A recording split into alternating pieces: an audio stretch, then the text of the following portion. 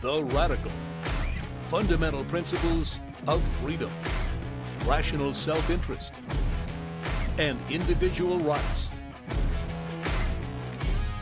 This is the Yaron Brook Show.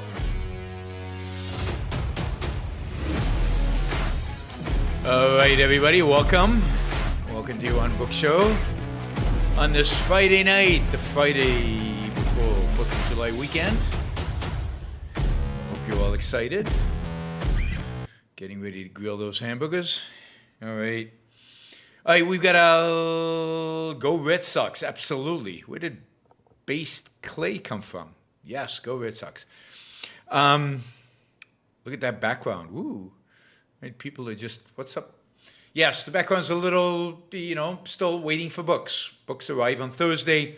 I leave on Thursday, so it's going to be a while after, it's going to be a while before we get to see. I'll be doing shows on the road.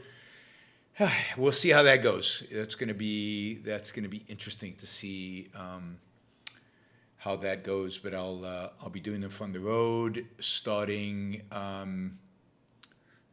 next weekend. All right. We've got a lot to talk about today.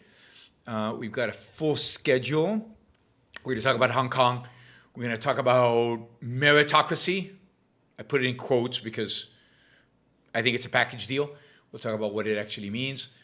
And we'll talk about the new emerging economic consensus coming out of COVID, on the other side of COVID. So we'll be discussing all of those things. But remember that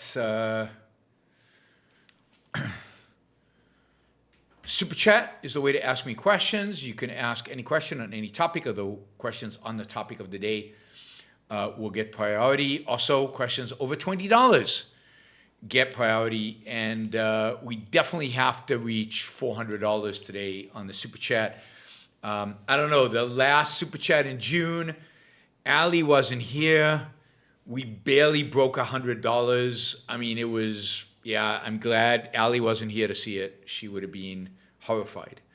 So Ali is in the house, and she is partially responsible for getting you interested in supporting the Yaron Brook Show. So if you haven't, you can use this opportunity to support the show on Super Chat. Of course, you can also do it monthly at yaronbrookshow.com/support, Patreon, Subscribe Star.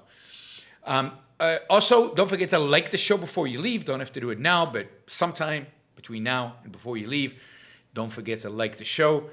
And, all the rest of the things, share and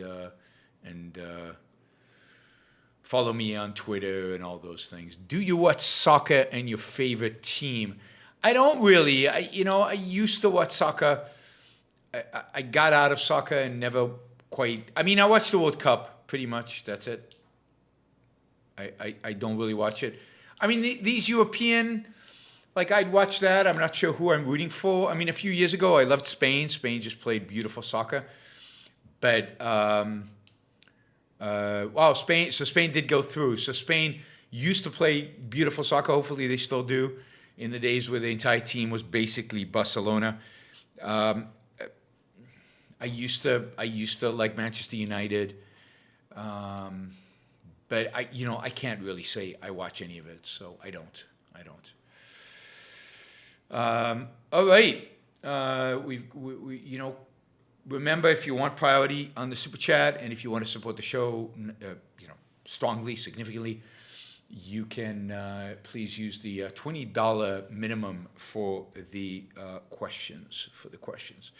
And then, encourage your friends and family and colleagues to tune into the show. We're trying to grow. We're trying to get more subscribers. And if you're listening now and you're not a subscriber, click that subscribe button.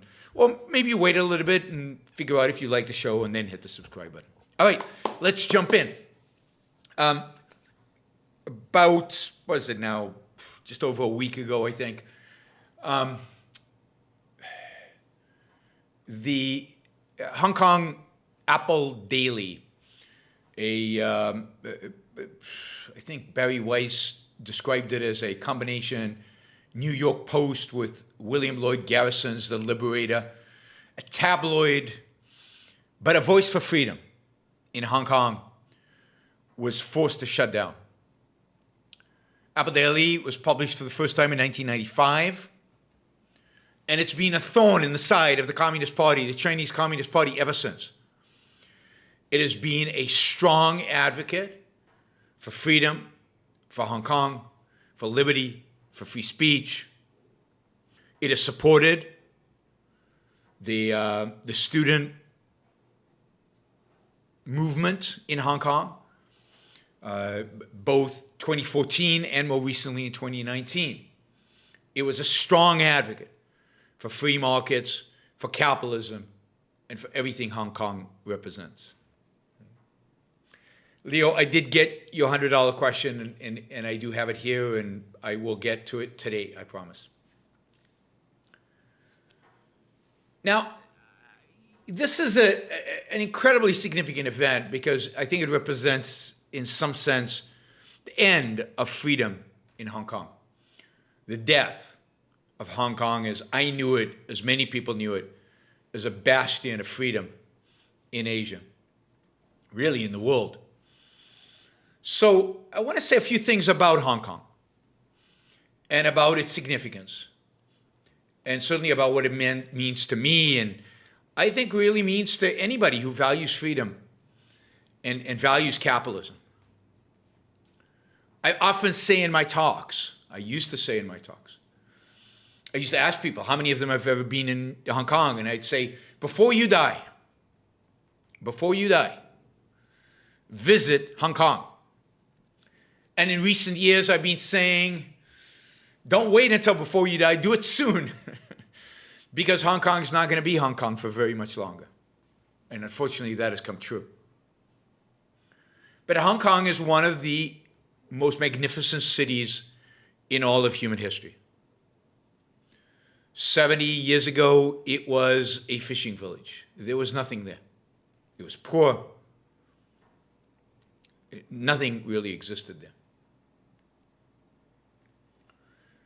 It's probably more than 70 years now, probably 80, 90 years now. After World War II, Hong Kong is in the south of China. It's an island off this, area with lots of little islands, right off the coast of China. Right there. It's part of the geography of China. The British leased it in the late 19th century for 100 years.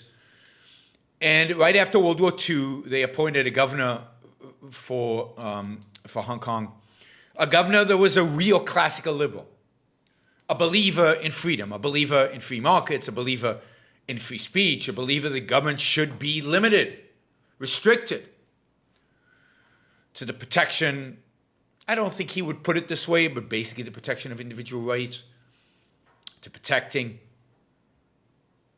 property rights, to protecting contracts, and that government otherwise should stay out of it, should not intervene in people's lives. And Hong Kong, during this period, with basically very, very, very minimal economic intervention, very few regulations, almost no redistribution of wealth.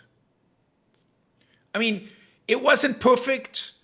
From pretty early on, much of the land was owned by the state, and much of the housing was owned by the state. Not quite as bad as Singapore, but pretty bad by our standards. But other than that, that is the major way in which the state intervened in the economy, is through land regulation. But other than that, it left the city alone, and the city just blew up. It just expanded like crazy. And it went from a few tens of thousands to 7.5 million people today on a tiny little piece of land. The section that's on the island itself in Hong Kong is mostly mountain, steep mountain. And yet, people managed to build skyscrapers on the slopes of this mountain. And right by the water, right at the bottom. Across on the other side of the water, skyscrapers went up on that side as well. Whole neighborhoods got built. Again, you went from several tens of thousands to 7.5 million. You went from complete poverty at the end of World War II to per capita GDP being higher than the United States of America. So it took the United States of America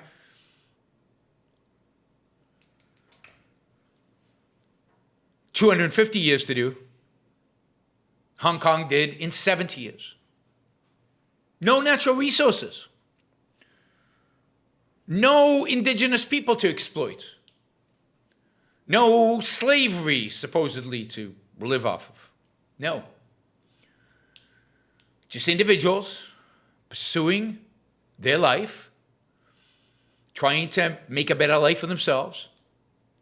Most of the population are people who fled China or other parts of Asia and who came there with nothing. I mean, maybe to illustrate this, let me tell you the story of Jimmy Lai, L-A-I. Lai fled from mainland China when he was 12. I think it was 1949. He was a stowaway on a fishing boat, 12-year-old. He came alone with no family, and he found a job in Hong Kong at a sweatshop in the garment industry, textiles, sweatshops. What so many people today would want to ban. No, we don't want sweatshops. They're awful. Never went to school. Never had formal education. But while he was a fellow, while he was a garment worker and built a garment business, he was exposed by people around him to the works of Hayek, Milton Friedman, and other free market thinkers. And he became one of the strongest, loudest advocates of free markets in Hong Kong. By the 1980s, so 30 years later, Lai had built out a retail empire. His company called Giordano, it's called Giordano after a New York pizza spot, became a massive success. Right? He became a billionaire.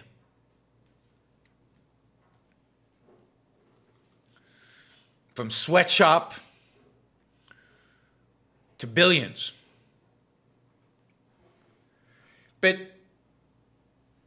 And he was focused on his garment empire. And then Tiananmen Square happened. To remind you, Tiananmen Square was a massacre that the Chinese Communist Party engaged in against its own people, its own students,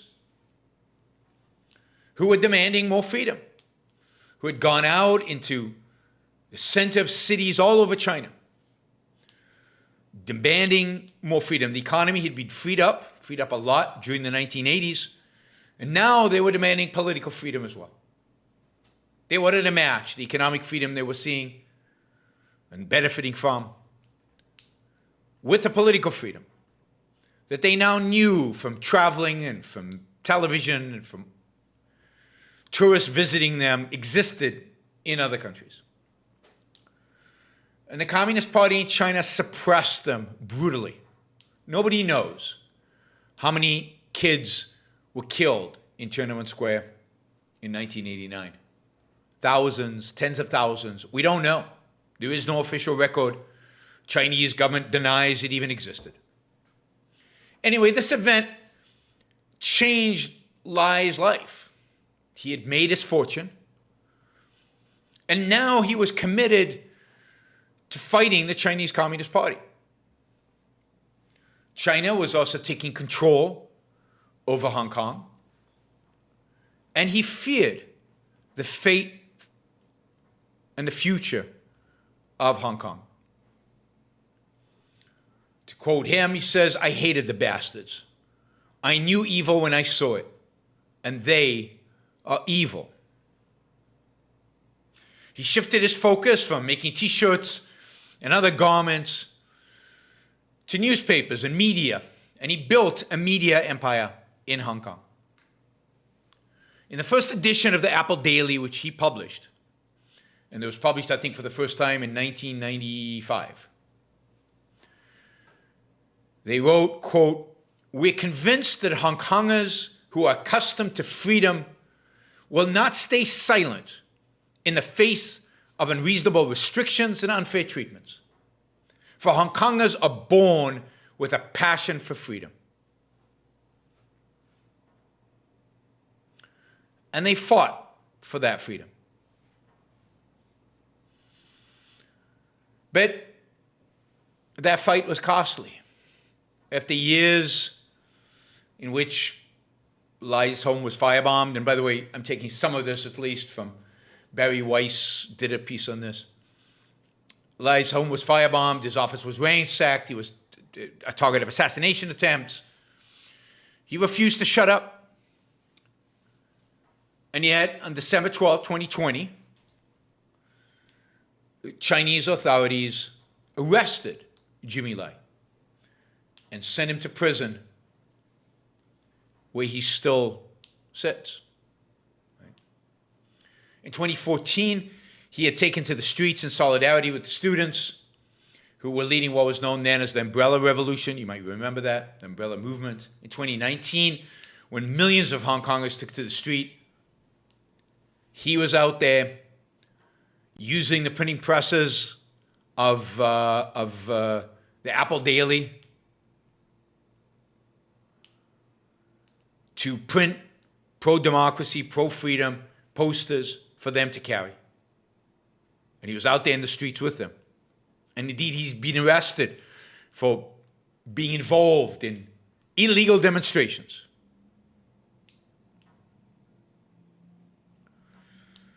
When the national security law passed last year, which basically imposed the rule of the Chinese Communist Party on Hong Kong, gave them complete control, Lai knew it wouldn't go well. He encouraged people to leave. He helped people leave the island. He knew that Hong Kong was in trouble. But when he was told that he should get out, that he should leave, he refused. When he was asked why, he basically says, "I don't want to be an asshole. I've been part of this fight since 1997, since the Chinese took over. If I leave now, and I leave all these young people here, what kind of guy am I now? What I have, this place gave me. I will fight on till the last day."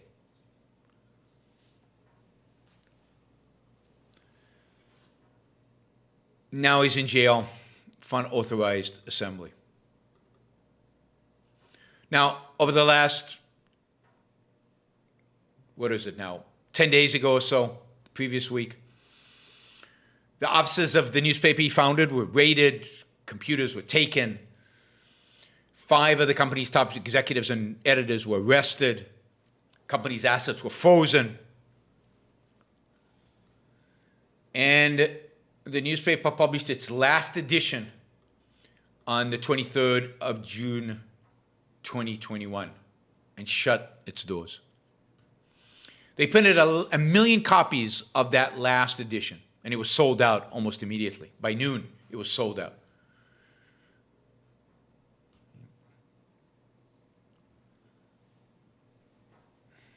Now, many argue that it was the only newspaper in Hong Kong that actually spoke about freedom, that advocated for freedom, that stood up to the Chinese. That all the other media in Hong Kong had lost their way, had sold out, had become vehicles for the Communist Party. There are pictures online, you can find them on Twitter and elsewhere, of the last few hours of the newspaper the editors, the journalists who courageously and bravely put out that last edition in spite of knowing that their names were being taken down. But to a large extent, this is a symbol of the end of one of the greatest, most prosperous, most beautiful, most energetic, most free cities in human history. And I don't say that lightly. I mean, this is a city that ranked 1 or 2 on the Economic Freedom Index every single year, on both economic freedom indexes. This year, one of the 2 economic freedom indexes has taken them off the list. Why, you ask? Because they have decided that Hong Kong is no different than China. China basically controls Hong Kong. So they don't qualify anymore as a separate political entity, and therefore not on the list anymore. Since last year, pro-freedom demonstrators, anybody speaking for freedom, speaking against the Chinese government has been arrested. Hundreds, thousands have been arrested in Hong Kong. People don't talk. People don't protest.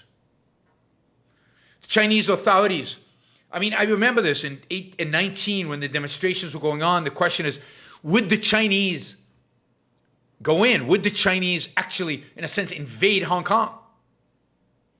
Would they put troops on the streets? Would they do a Tiananmen Square in Hong Kong? And they didn't, because they were afraid. They were afraid of the world's response. They were afraid of being seen hunting down Hong Kong citizens, students, down little alleys in the streets of Hong Kong. If you ever been to Hong Kong, you know the streets are tiny. They're alleys, many of them up and down and windy, and it's a crazy city to try to invade. So they didn't. The police chased after the demonstrators from place to place. So how did they get away with killing Hong Kong? How did they get away with this murder? Well, they used COVID. They used the fact that the world was distracted. They used the fact that most people in Hong Kong were now at home. They weren't out demonstrating. They weren't out in the streets. They used the fact that nobody was watching. And while nobody was watching, they put their police into the streets. They hunted down the people they had identified from previous demonstrations, arrested them, and locked them up. They used the fact that the world was morally bankrupt and completely silent. The British might have said something at some point, but Donald Trump did nothing. While thousands of people were being arrested. Joe Biden has done nothing. Not a peep. I mean, yes, he said something. And yes, Congress passed something. No condemnation. No bringing your ambassador home. No calling up the president of China and yelling at him. Nothing. Just a shrug.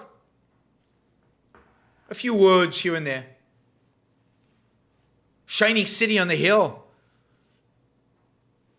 doesn't exist anymore. Not America, not Europe. The Enlightenment values for which Hong Kong stood for. Hong Kong was the Enlightenment, all lit up.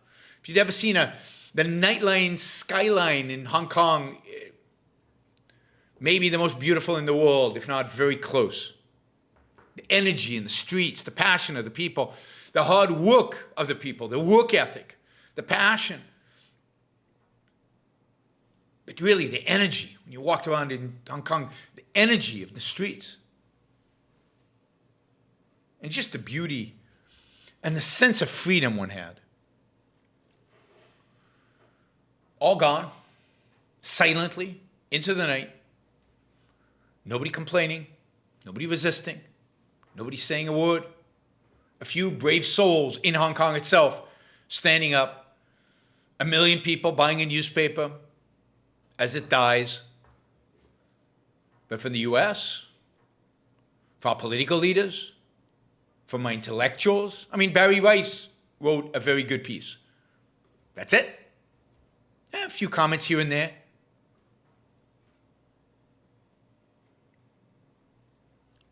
Nobody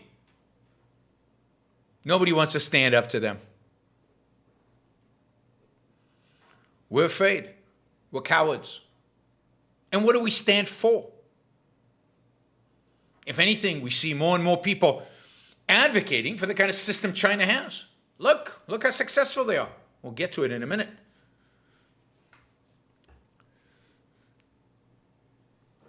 Look at how strong they are. Look at how quickly they got rid of COVID. Yeah, maybe it leaked from a lab, but they know how to deal with stuff like that in China. They have the balls. So, what many of us feared would happen to Hong Kong when the Chinese took over in 1997, and some of us, me included, hoped, and I'd say for a few years thought would actually happen, was that China would take over Hong Kong. There's a small window in which that looked like it might happen. Looked like it was happening.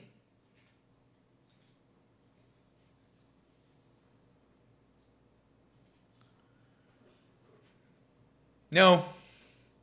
Unfortunately, certainly since the financial crisis, with American weakness and American leadership, political, intellectual, philosophical, as weak as it is, was something. But since the financial crisis, capitalism is passé. Freedom is passé. We did so poorly. Nobody wants to emulate us. We're no longer shining city on a hill. And since then, China is becoming more and more and more authoritarian. And I think it was emboldened by the Trump administration, first by Obama, then by Trump, to be more and more and more aggressive. And here we are today with basically Hong Kong dead. I'm going to try to find somebody from Hong Kong that I can interview on the show. We'll see. I'll send a few emails out of some of the people who hosted me there, the times that I visited and gave talks there. Hopefully we can find somebody who's willing to talk, but I can't imagine what they're going through. Can't imagine what those who value freedom and fought for freedom and who cared about freedom are going through right now. It must be quite devastating. Sad. It'll go down as one of the most significant events in the history of the early 21st century, and one of the signs of the decay of and bankruptcy of the West. Our silence over all this is just horrific. All right. It is truly, it truly is, I don't know when I'm going to go back to Hong Kong, if I'll go back to Hong Kong, under what circumstances I would go back to Hong Kong. But just the fact that I think that I might never go back there is super sad. It's super sad. Because it was an exciting, fun place. And I still think that you should all have seen it if you haven't yet. So I'm sad for you if I've not being able to experience Hong Kong. All right. I don't know what's going on with Super Chat today. You guys are slow. Maybe continuing that June melee from when Alejandrina wasn't here. But you got to step it up, guys. So remember, $400 is our goal. I hope that you guys enjoy the show and value the show. We're well below 100. I think this is the slowest pace we have ever had. I mean, even Michael is doing what he used to do, $20 a question is down to $2 a question. So I don't know. Not sure what's going on exactly. But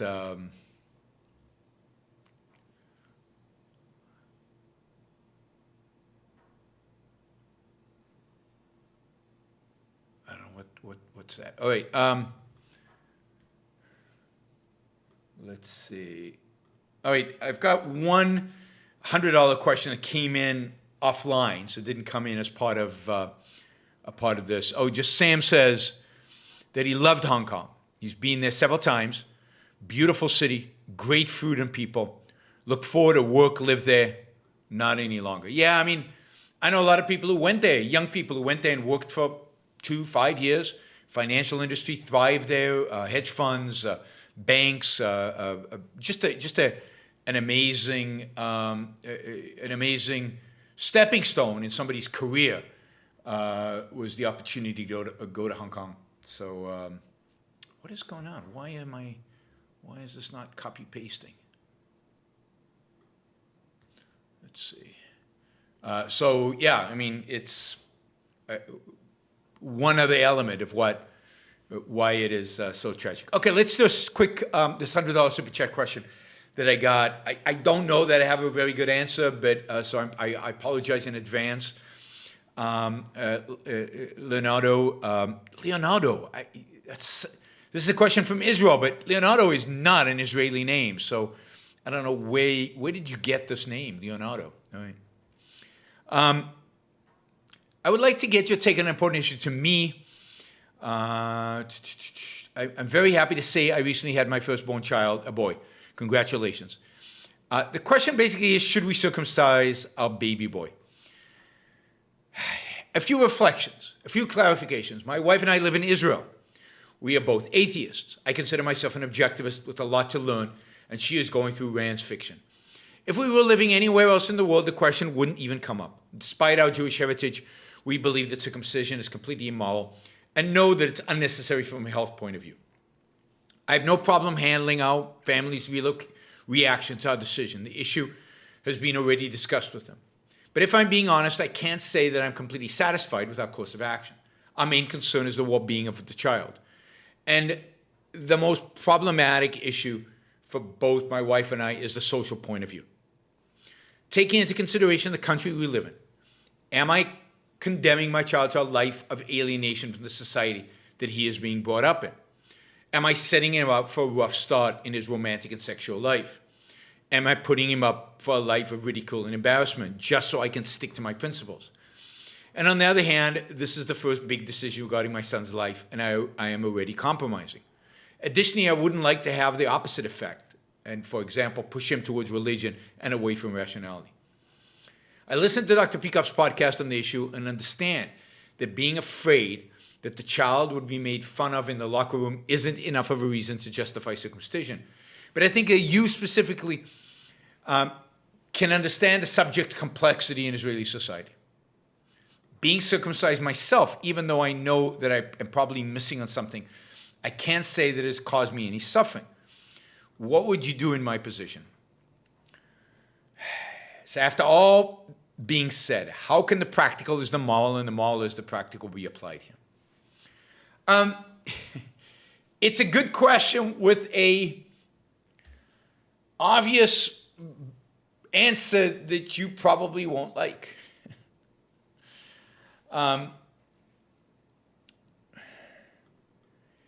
the answer is,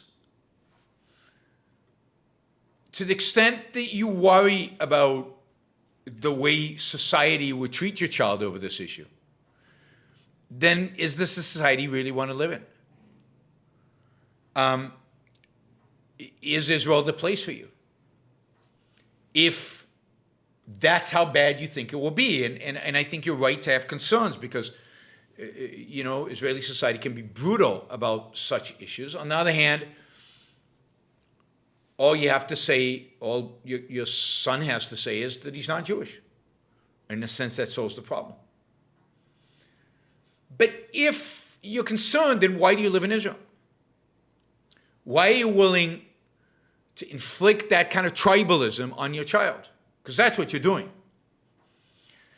And now let me just say, you say, what are you missing out by being circumcised? Well, if that's the case, then why are you against circumcision? Right? There has to be a consequence for you to be against circumcision. I think there is. I think the damage of circumcision is when you're older, not when you're young. When you're young, it doesn't matter that much, but when you're older, you just lose sensitivity. And people attribute it to age, but yeah, sure. But that's related to the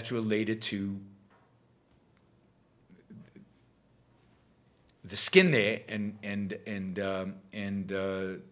the circumcision, which causes you, when you're older, to lose that sensitivity. So I would say don't circumcise him. And if it's that big of a deal, from a social perspective, then you shouldn't be living in Israel. It's not a healthy society for you or your child. And why are you there? And I know family and everything else, but family is not the standard. Family is not the standard. You have to think about what's best for you and what's best for your child. So I don't know if that's the answer you wanted to hear.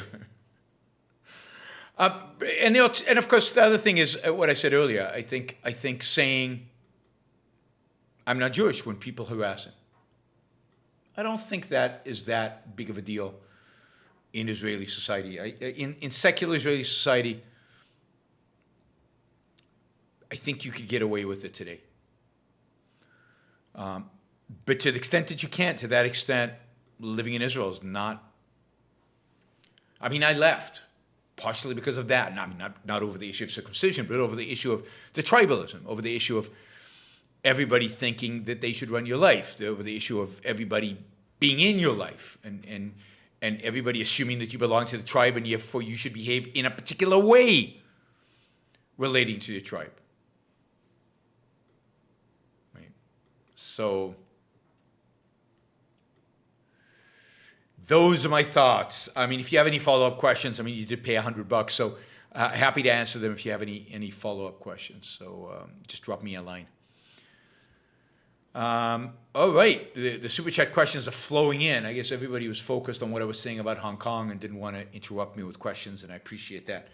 But we are doing much better on the questions. Thank you all for that. I think we're up to, I don't know, 155, something like that. So still a way to go.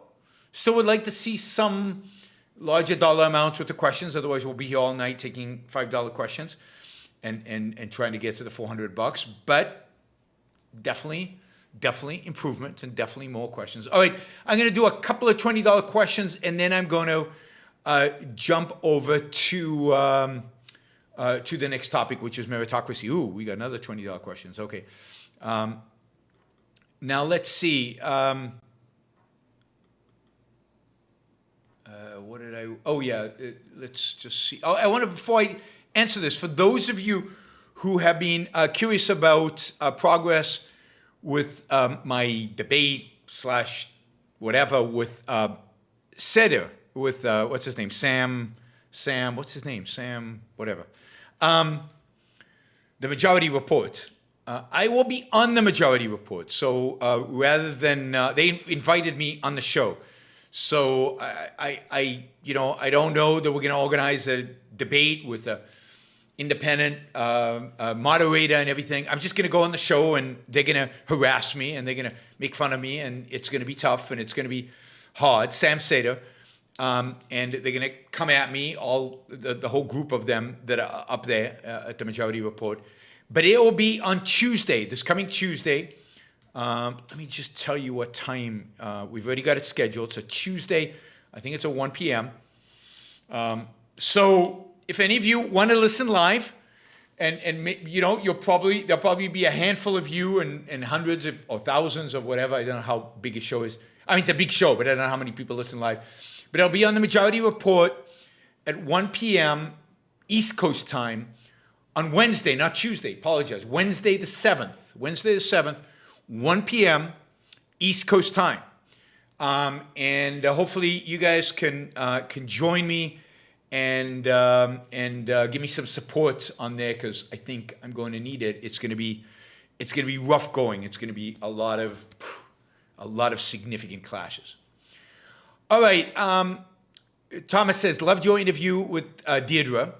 Did you find her use of the word permission, as in everyone now has permission to pursue his own life? Unfortunate though, I think I understand what she was getting at, but still, yes, I mean, I did, and I was thinking of pointing that out to her, but I try to bring up rights, but she's too, I think, influenced by kind of modern libertarian thought that some of it avoids rights and right arguments and what are rights. And she even said at some point, well, what are rights? Some people claim this is right. And she won't defend the proper definition of rights. She's not a philosopher at the end of the day, and she doesn't quite have that understanding, I don't think. But yeah, I mean, in spite of the fact that I have very deep, significant disagreement with Deirdre McCluskey, I like her, and you could tell there was a bit of a chemistry between us. We've hung out kind of in different places around the world as speakers, and I like that she focuses on ideas. I like that she focuses on philosophy as the driver of human progress. I like that she's not an economist buried in economic analysis of everything, but she has a broader perspective on the world. And I like her passion and her commitment to freedom, even if she doesn't completely understand it. So what she's trying to get at is, there's a book called The Permissionless Society, I think, about let's get rid of regulation. We should not have to ask permission to start a business. And I think it's that sense in which she means it. You shouldn't have to ask, in a sense of the anti-authority, right? You should never ask the authorities for permission to do X or to do Y, right? And but yeah, I mean, rights would be a much better term, but she doesn't have a clear enough view of what that means to defend it against the bad guys who use rights, and therefore she just avoids it because she's worried that she doesn't know exactly what it means, and she might fall into what they mean by it, right? But yeah, I'm glad you enjoyed the interview. Those of you who haven't seen it, it's an interview I did with Deirdre McCluskey. Deirdre, I mean, you should watch it. I think you'll enjoy it. I think it's good. And she's an interesting economist, and she has a lot of interesting things to say. So it's on my in the Ingenuism channel. So if you look on YouTube, just type in Ingenuism, and there are 2 interviews there. I think you should watch both of them, but I think you'll particularly like the Deirdre one. But the one with Robert Hendershot, my business partner, and kind of the guy who came up with the idea of Ingenuism, is definitely worth watching as well. I will have an interview with Tyler Cowen. An interview with Tyler Cowen published in a week, and then an interview with Scott Lincecum, published in 3 weeks. So every 2 weeks there will be a new interview. Some of them will be done by me, some of them will be done by Don Watkins. And you should sign up, you should subscribe.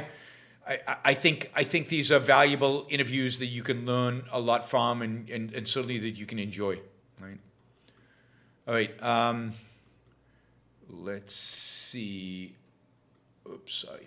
All right, paste. All right, another $20 question. Yeah, today on the Ayn Rand Center UK YouTube, we started a new show called TV Talk. Atlas Shrugged versus today's versus, and I guess every episode they do versus some show. This is against a show called Fleabag. Have you seen? Thoughts? I have not seen Fleabag. It's a great idea. I mean, the Atlas Shrugged versus, I don't know, because I mean everything is pale in comparison, so it's hard to live up. You've chosen the highest standard possible, and how are we going to live up to that standard? But I like the idea of reviewing TV shows on a regular basis and doing kind of a weekly thing of TV. I have not watched Fleabag. I have a feeling that somebody recommended it, and I watched the first episode and didn't like it. So, but I'm not sure that's the show. But I think that might be the show that I stop watching. But yeah, that sounds like an interesting show and a fun show, both to listen to and to do. So ARC Ayn Rand Center UK is doing a lot of interesting things on their channel. Harry Binswanger now has a weekly show. I have my weekly debate every week on the Ayn Rand Center. I debate somebody else on the Ayn Rand Center UK. And if you miss those debates, I will post them on my channel. So I will start posting them on my channel next month. So I'll post all of the ones that we did on my channel that I did for for the Ayn Rand Center UK. All right, let's see. Corey says, just because it's on topic, it's going to be tough on Seder, but you got it. Remember, reality is on your side. Yes, and remember, what am I trying to do? Am I trying to convince Sam Seder to abandon his profitable business of making the case for milquetoast leftist ideas? No, of course not. What am I trying to do? I'm trying to intrigue 10, 20, 50, 100, 1,000 of his listeners. That maybe there's a better way of viewing the world. Maybe there's something that they haven't thought of. Maybe they should challenge their own beliefs. Maybe they should listen to somebody else other than Sam Seder. So remember, the target is not Seder. The target is his listeners. His listeners. All right, let's do one more $20 question, and then I will do a topic, and then we'll do other $20 questions, and all the ones that are under $20 are going to be at the very end, and hopefully we'll have enough time to cover them all. All right, this is the last one, last $20 of this segment. I hope $20 is value enough for you to plug Higher Ground. Sure, I love Higher Ground, the education group. I think it's a good cause. It is. Thank you, both you and Don, for hosting Matt. You remember I interviewed Matt Bateman from Higher Ground, the Chief Curriculum Officer at Higher Ground. He was fantastic on my show, and then I guess Don had him on his show. By the way, Don will be interviewing for Ingenuism.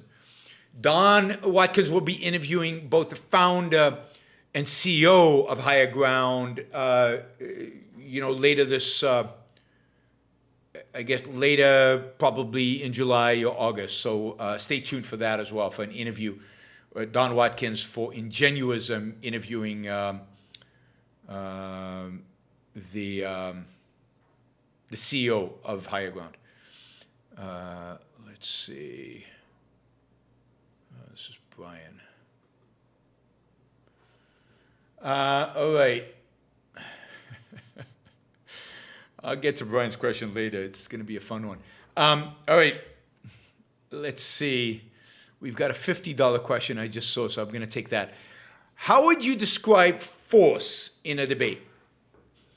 I have noticed in a few debates that socialist-leaning types, a lot of the time conflate force with someone pointing a gun at you and pay rent, or to be homeless, the same as therefore government needs to step in. Yes, I mean, they consider force, they consider reality to be inflicting force on you by, quote, forcing you to work for a living.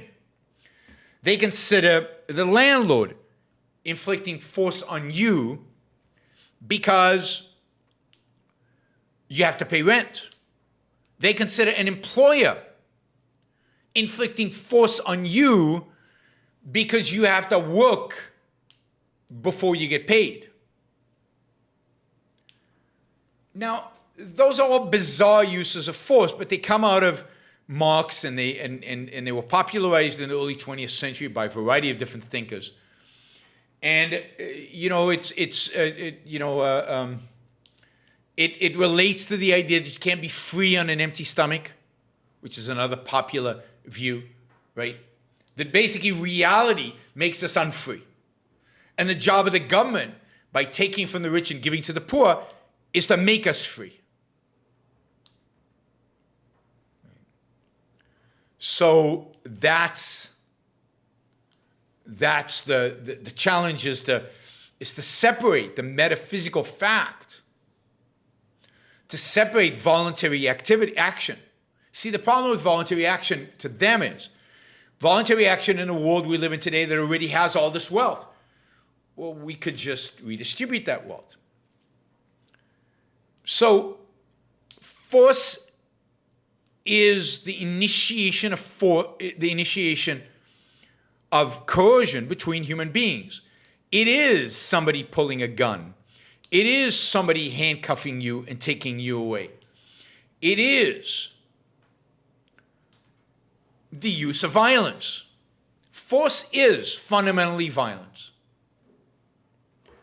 And violence, and it's the initiation of force.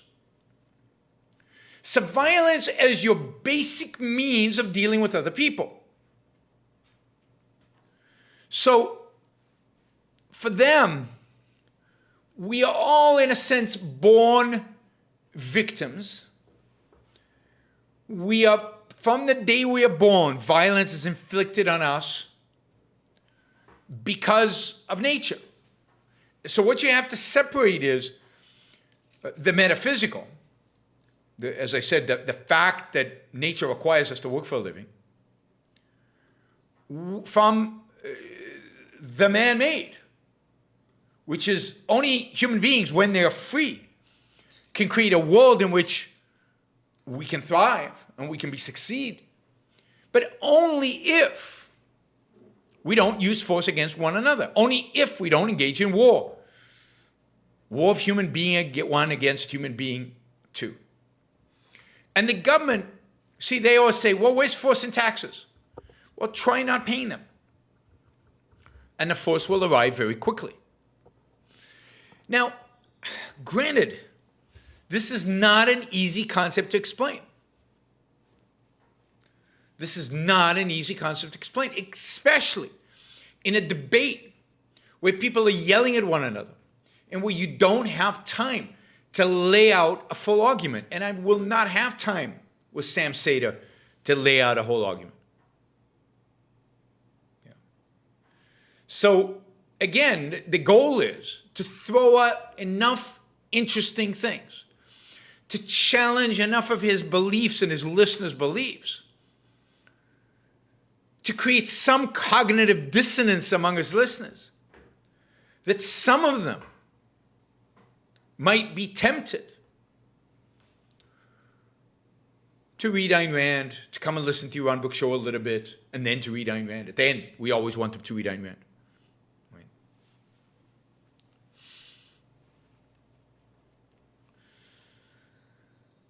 So that's the goal. I will try to achieve that goal. We'll see how many, what impact we have. It's hard because I'll probably be dealing with 3 or 4 different people, at least 2 or 3 different people. We'll see. Hopefully they'll let me speak. They'll let me finish some sentences. They'll actually be respectful, but it's unlikely. So we'll see how it goes. And plus, of course, that is the challenge. That is the challenge, which is to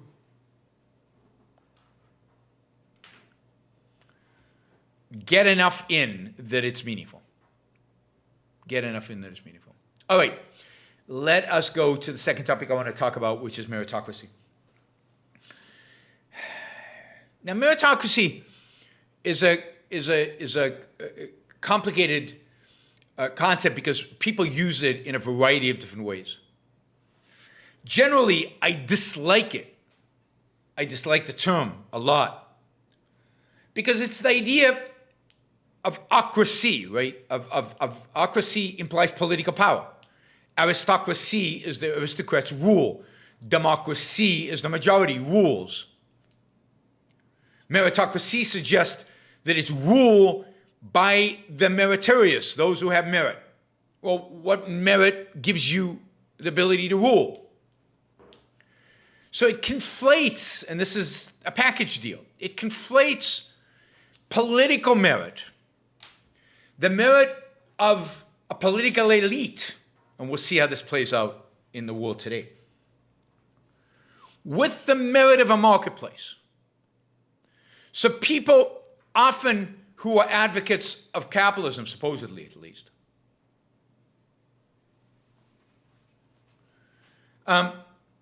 Often say that capitalism is a meritocracy, but it's not. Capitalism is a system in which there are no rulers, that there are no people who rule over others. The marketplace, yes, is based on merit, but that doesn't make it a meritocracy. And that's a big difference. And this struck me because there is a new book out. I'm trying to look what I read the author of the book published an article in Bloomberg, which I think is a really fascinating article. But, and clearly throughout the article, he conflates the idea of creating a civil service, like in France and in Great Britain, and of merit, or like in China, of merit, and the idea that in the marketplace, people rise by merit. But I don't want a meritocracy ruling over me. Now, the reason he's writing this is, in a sense, a good reason, because the idea of merit as an economic standard is clearly under assault. It's under assault, obviously, by CRT, which says it's not about merit, it's about race. But it's under assault by real thinkers like Michael Sandel, the philosopher from Harvard, who wrote a book about the tyranny of merit, and Yale's Daniel Markowitz. I don't know if you guys have seen my debate with Daniel Markowitz. One of the best debates I've done, definitely worth seeing. It's the thing that I've got the long form event that has gotten the most views of anything that I've done. It's got, I think, over 500,000 views. And it's a long debate, so that's a huge number of views for an actual debate. So where are all my subscribers? Yeah, they come subscribe and then they leave. I don't know. But Daniel Markowitz, who I debated from Yale, dismisses merit as a trap. So you've got some of the leading intellectuals in our top universities, Harvard and Yale. And when they mean merit in the marketplace. But this guy, his name is Adrian Wooldridge, has written a book about the virtues of merit, the virtues of meritocracy, and how it's a building block of modernity, of capitalism, of liberalism. But it's the other way around. Capitalism and liberalism leave people free. And when people are free in the economy, in the jobs that they have, in the professions, in the things that they engage in, merit is rewarded. That's how a marketplace works. Merit is rewarded. Value creation is rewarded. So to the extent that there's any validity to the idea of meritocracy, it's capitalism that creates it, not the other way around. And capitalism doesn't say people of merit should be better off than people without merit, because it doesn't say that, because you might have merit as a teacher and never make a lot of money. But you will still, in a private educational system, you'll still rise up, you'll still be recognized, you will still have more job opportunities than somebody who's not a good teacher. So capitalism rewards merit.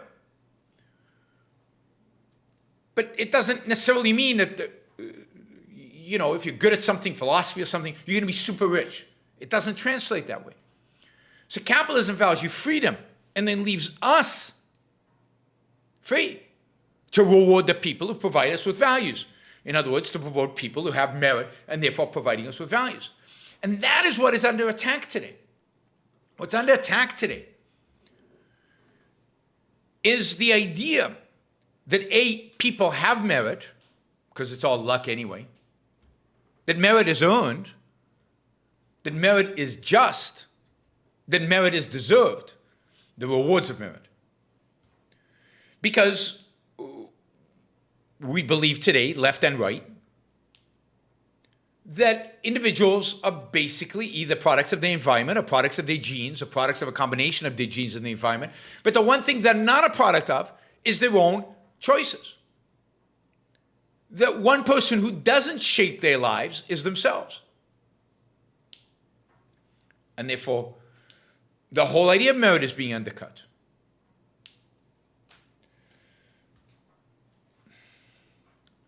So there's a massive campaign, particularly in the United States, against merit. Now, what I found interesting about the article is, again, he conflates this. So, for example, he's complimenting China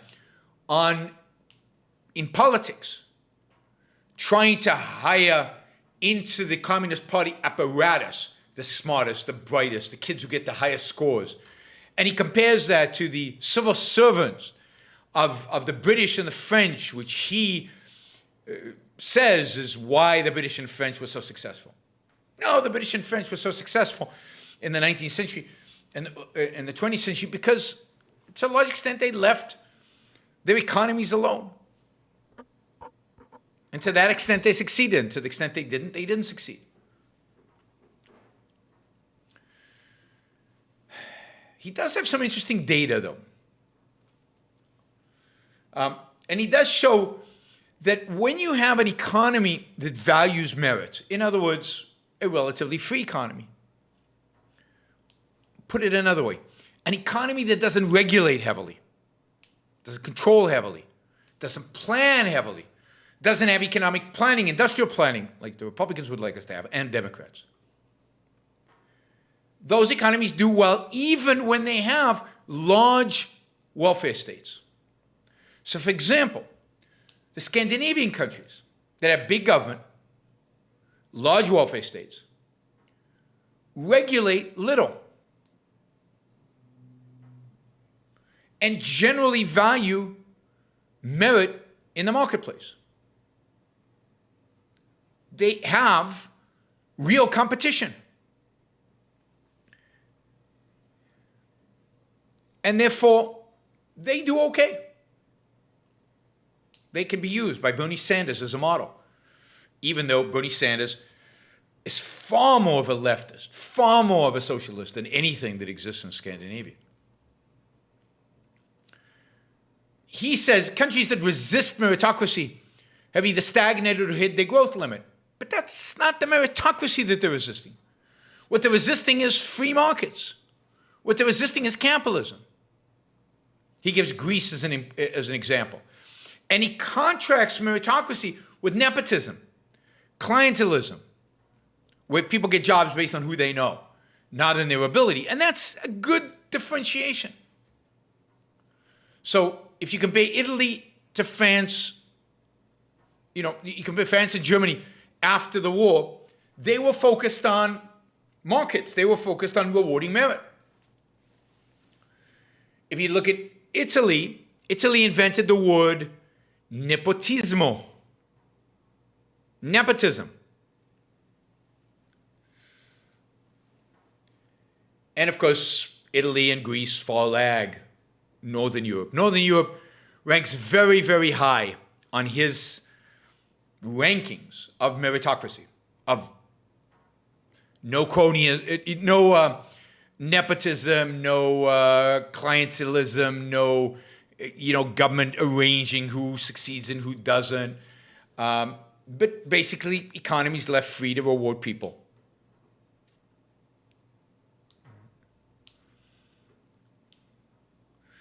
He says, he writes, countries that favor recruiting professional managers through open competition have higher growth rates than those that favor recruiting amateur managers through personal connections. I mean, that should be obvious, shouldn't be new.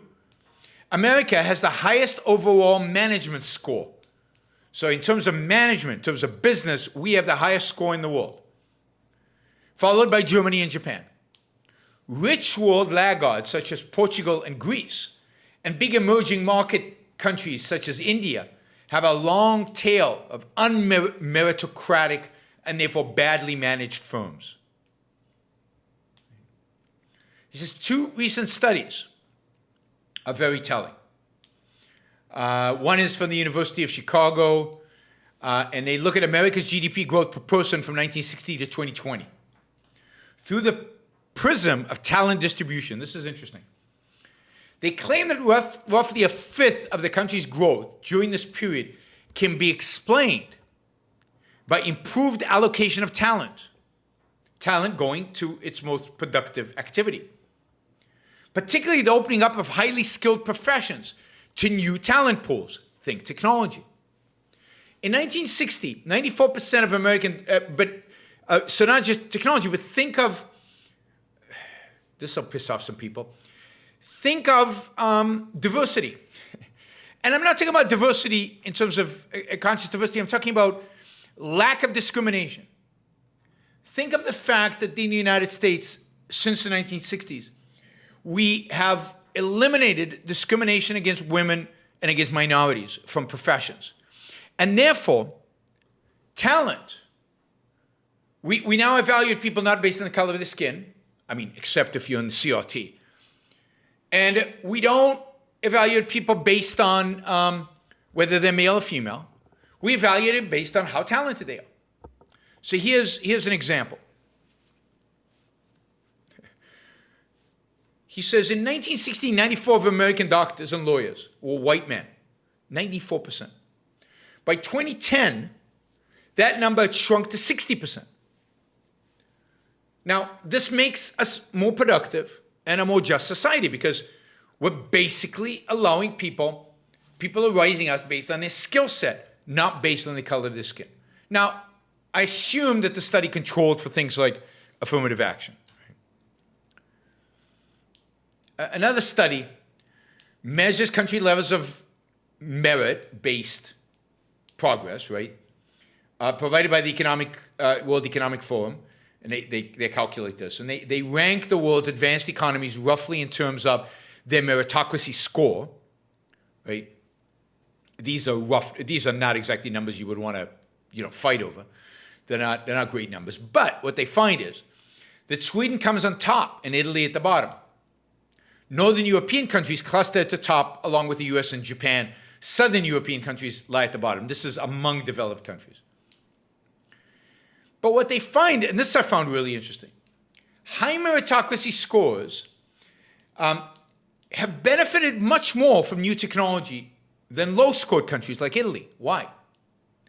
Because Italy's loyalty-based management style had no negative consequences for productivity growth in the decades before 1995 because everything was pretty simple. It didn't require extraordinary ability to run a straightforward factory where you could, to some extent, mimic what was being done by others.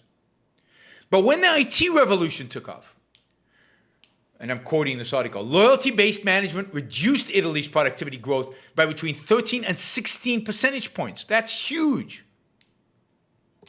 Huge. Yes, I know Northern Italy is different than Southern Italy, but this is cross-country aggregates. He also has some good examples of what happens when you move away from meritocracy. He gives an example of the City College of New York, which most of you have probably not heard of. It used to have a reputation of the Harvard of the proletarian. It took in thousands of poor adolescents, many of them offsprings of immigrants, and produced at the other side, but they took them in based on ability. And they produced on the other side doctors, lawyers, academics. 10 alumni are Nobel Prize winners. 10, which is astounding. Then in 1970, this is in the 50s and 60s, the university introduced an open access regime, admitting anyone who had graduated from the city's high schools. The result was a boom in the number of students, a collapse in academic standards. By 1978, 2 out of 3 students admitted to the college required remedial teaching in reading, writing, and arithmetic. Dropout rates surged, talented scholars left, and a college that had once specialized in producing the rocket fuel of a successful society, which is talent, absolutely, became synonymous with protests and sit-ins. Again, reading from the article. So he gets it to some extent, but then he attributes the same characteristics to government. Okay, I'll give you one last example. Venice, which he uses. He says, in the early Middle Ages, Venice was the richest city in Europe. Venetian sailors, there were 36,000 Venetian sailors, 36,000 in the Middle Ages. Popped up everywhere, all the way to China. They were innovative. They had ingenuity, dynamic culture. As a consequence, they patronized some of the best artists in the world and built spectacular buildings. You can see them in Venice to this day. Now, one of the reasons for this is because they had a fairly open political system. Rather than having aristocrats from a few families rule over the city, like most cities in the world at the time, Venice had a system where the ruler was voted in by the ruling families, but selected in, right? So there wasn't a court, there was a council of wise men. But the amazing thing was social mobility was allowed. People would go in and out. Somebody looked at this, and in the years 960, 971, 982, right, dark ages in Europe, new names on this list made up 69%, 81%, and 65% respectively on those records. So they kept a record of who were the families that could vote for the leadership. And so these institutions became very inclusive, very dynamic. Then all that changed. In the 12th and 13th centuries, a few families rigged the system. They put out what's called a book of gold, which lists only the families that were acceptable. And the vibrancy, the dynamism slowly died. Slowly died. And you can see that in Venice's becoming less and less a relevant city, less and less important. By 1500, the Renaissance, where other cities are booming, the city's population is now lower than it had been in 1330, so the city is shrinking. By 1851, it's, it's considered a ghost upon the sands of the sea, which is the subtitle of a book called The Stones of Venice. So you want dynamism. You want mobility, social mobility. And social mobility is a consequence of merit. You succeed, you go up. You fail, you come down. Now, one country has tried to do this at the political level as well as the economic level, and that is Singapore. And in Singapore, has tried to hire the best people to run the government and to do some industrial planning. And it allows for free markets. It has that combination. And the author argues that that's what the world needs. And that, unfortunately, China is completely embracing this model. What they're not getting is that in spite of Singapore's relative authoritarianism, it's still pretty free, certainly as compared to China. And that the real model should be the United States of America. 4th of July is coming up. It's a good time to remind you.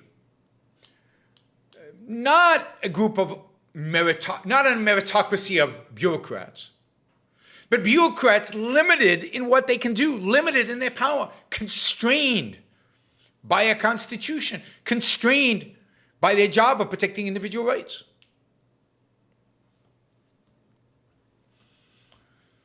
So the solution is not for all of us to become like China, even though that's where I think the world is heading.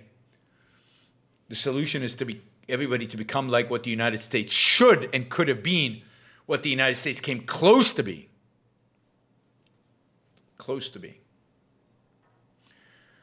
All right, let's see. Where are we with the Super Chat? All right, we're at around $330, so we definitely need $70 more.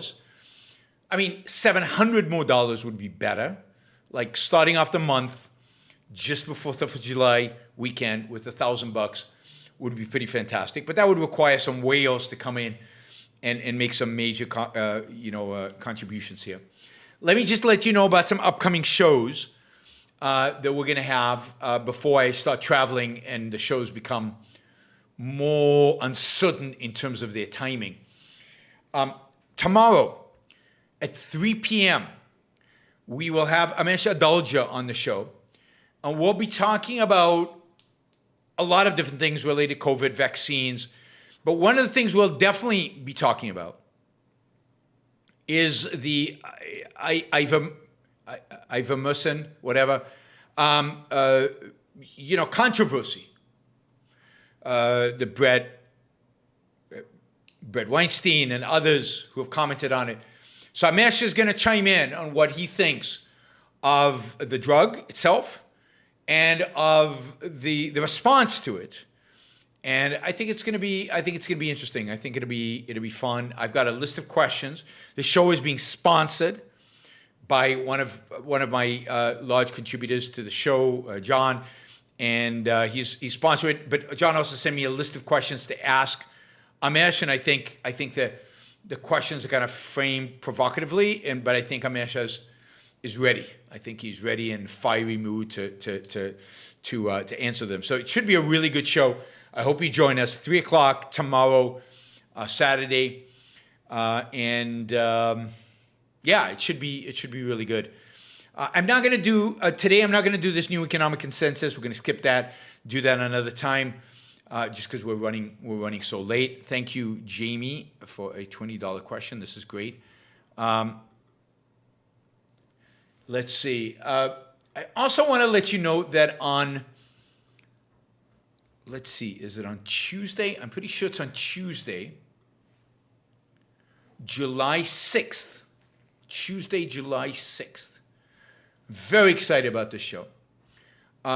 Tuesday, July 6th, we're going to be doing a show on parenting from an objectivist perspective. And what's exciting about it, first of all, it's a sponsored show, but I've got 2 guests for the show. I've got Gina Gorlin, who you all know because she's been on the show a couple of times, a psychologist, a professor of psychology, and she is terrific. And she is a new mom, and she's going to talk about parenthood from the perspective of an objectivist, particularly a perspective of a new mom. And then we're also going to have Rebecca Gurn. Rebecca is a longtime objectivist. I knew Rebecca when she was part of the University of Chicago student club way back in the past. Rebecca is also a mom. Her children are a little older. We'll find out how old her children are on the show.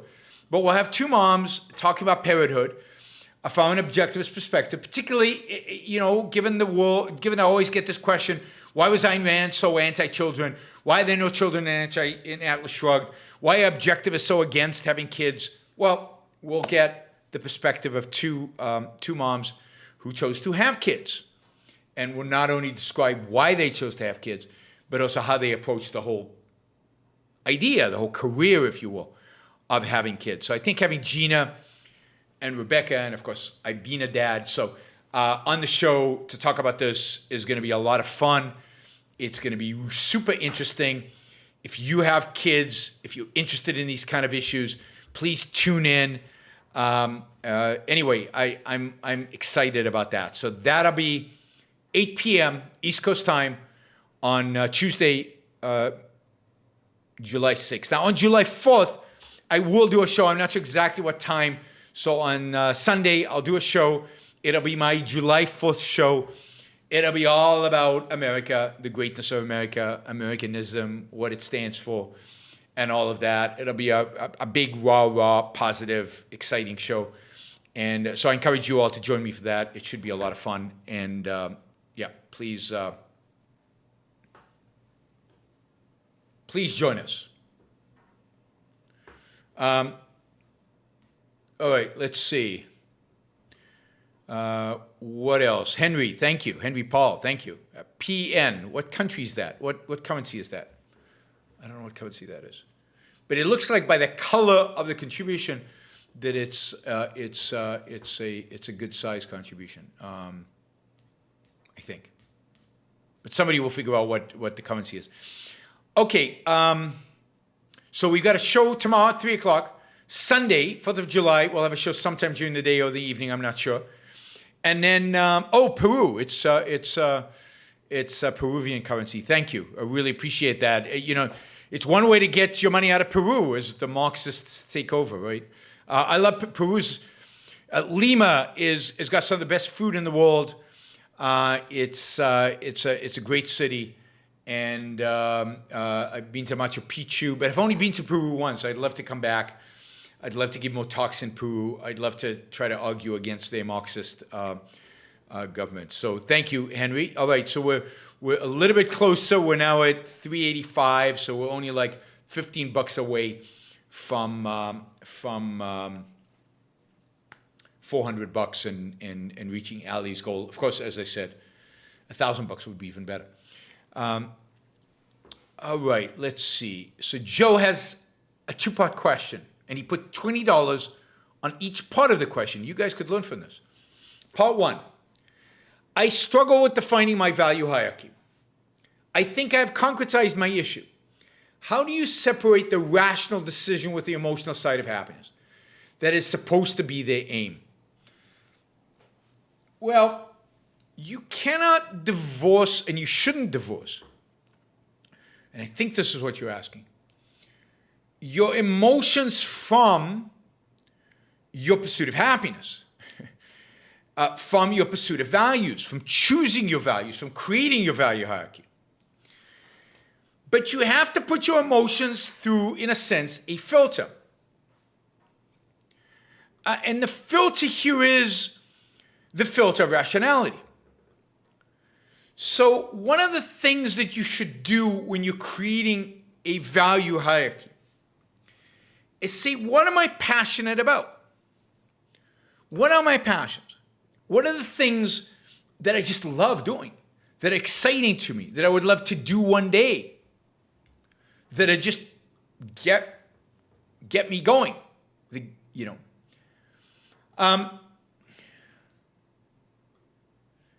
And then you have to ask yourself, why? Why am I passionate about these things? What is it about them that is so important to me, that is so exciting for me? And are these passions, are they rational? In the sense that, not that the emotion is the emotion, it is what it is, but are they based on rational values? Are they consistent, let's say, with my moral values, with my view of egoism, of my view of my life, of my view of rationality, of my view of honesty, of my view of pride?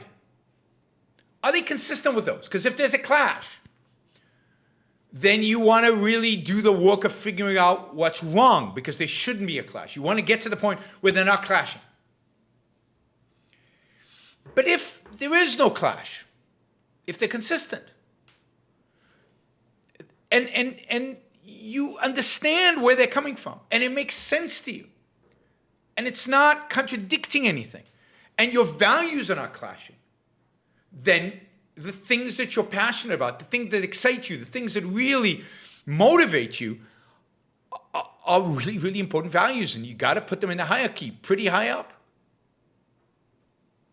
Right? If you understand how they make your life better, if you understand why you value them so much, if you understand why they're rational. Right? So it's not true, as some people who talk about objectivism say, just figure out what you're passionate about and go for it. You can't do that. You might be passionate about the wrong things. You might be passionate about things that are bad for you. Your emotions might be completely out of tune with your moral values, with your survival, with what's actually good for you. So your job in creating a hierarchy of values, your starting point is to clarify the status of your emotions, to figure out if they're consistent with your intellectually, if you will, derived values, your philosophical values, your moral values, and the things that you know are necessary for you to thrive, for you to be successful in life. And then once you have that clarity, once you've integrated them, then you go on to choose them. So the part two of Joe's question is, I got lost in a loop of asking, what do I like? What makes me happy? Which is fine. You have to do that. Know thyself is crucial. And then becoming confused on the rational evaluation of that because of the emotional aspect. I don't want it to lead the evaluation. But in a sense, it has to lead the evaluation in the sense that you need to know what you like. You need to know who you are. You need to know what gets you going. Then you can analyze and say, am I wrong or am I right? Is this consistent or isn't it consistent? I mean, this is a really, really, really good question, Joe. And a profound question. And a question that I think so many people get confused on. And therefore pursue subjective emotional values. And then they don't achieve happiness and they blame objectivism for it. That work of integration between your emotional evaluation, what makes me happy, what do I like, and what you know is right and good and consistent with your life, consistent with life, with big L. That is hard work, but that's the work that needs to be done. But it's not a mistake to start to have both of those. And it's not a mistake to start with, who am I? What gets me going? What do I like? What seems to make me happy? And happy here, what seems to make me happy is more of a temporary state of mind, not necessarily the state that is happiness. Right? And you got to continuously integrate what you know intellectually to be crucial for your own thriving, and what gets you going, what you like, and make sure they're consistent and there's no interaction. When they're not consistent, figure out what the problem is, where you've got it wrong. If you only do the intellectual work, then you're completely rationalist, and you'll never. I should be an architect because Howard Roark was an architect. I mean, you'll never go anywhere. You can't advance. You can't succeed. You're stuck, and you never connect with your life. And if you only go by emotions, you become a complete subjectivist. That integration is what it's all about. Okay, we got a $50 question. He jumped in with a $50 one, and that got us well over 400. So that's amazing. So we're at 441, I think, which is a pretty good number. As Thomas says, it's only 564 to 1,000. Now, if you do this in small bites and we wait to 1,000, I'm going to be here all night. So if we really want to get to 1,000, then people have to jump in with $50 questions like Naruto. All right, he says, last March, I began to study objectivism. I was very depressed, but last year I was able to use headphones at work, covered OPA, Atlas Shrugged, Fountainhead, and a bunch of Peacock. Took my life seriously after that. And now I have reached upward economic mobility. I mean, that's great. That's great. I'd love to get that more concretized. You should write a little essay on how all of that turned you into more economically mobile, right? Then he adds, couldn't fit this, but I appreciate the work every one of you have done, changed my life. Thank you. Makes my day, and you know, again, it makes it, it's very meaningful to get these stories from you guys. Very meaningful. All right, let's see. All right, Paul asks, I'd love to listen to a thought process about how to choose between a corrupt right-wing candidate and a Marxist-Leninist for president of a country. Do you not vote at all, having to live with the consequences? I mean, You're going to have to live with the consequences anyway. Your vote's not going to matter. It has very little, makes no difference. The election wasn't that close. Going to vote is more an issue of, I want to make my stand known. I want to make my position known. I want to contribute to something good happening in the world. And when the two choices are so bad, it's really hard to it's hard to justify going to vote, and staying home is a completely legitimate and honest thing to do. I'm not willing to support either one of these bastards. Now, in the election in Peru, part of the analysis should have been, do I believe the Marxist-Leninists will actually institute Marxist-Leninist policies? A little bit of that I've read since he got elected, and maybe it's false, so you're going to have to correct me, Henry, if it is, that he's already moderating and moving away from the hardcore Marxist-Leninists because, the fact is that most of the people who voted for him are not Marxist-Leninists. Is the right-wing candidate going to do real damage to a capitalist cause, to the country, to business? What's the damage of the corrupt right-wing candidate? And will she actually do that? Will she actually live up to that damage or live down to that damage? So there is there's a lot to think about and a lot of details to know about how damaging each one of them will actually be, not just in verbiage, but in practice. I don't think you can ever vote for a Marxist-Leninist for president. Then the question is, do I not vote or do I vote for a corrupt right-wing candidate? How corrupt? How bad is she? What would she do as a corrupt right-wing candidate? Are all important factors to consider. I did not vote in the last election in the United States. I wouldn't have voted if I had been allowed to vote. I can't vote anyway because I live in Puerto Rico. Right? Because they were both equally, for different reasons, for very different reasons, equally evil in my view. But neither one was a Marxist-Leninist. The guy in Peru is a real Marxist-Leninist. Biden is not. All right. Let's see. Some other $20 questions. Yuan, what are your thoughts on Yellen's push for GMT, global minimum corporate tax, to which they just announced that 130 countries have agreed to implement it, and the Biden administration's push for its implementation? Well, first you have to understand that it's not that relevant, right? How many countries in the world have a have a corporate tax below 15%? Very few. Ireland being the one exception, right? 12.5%. Maybe some Baltic states, maybe Georgia, have lower corporate tax rates. I don't know.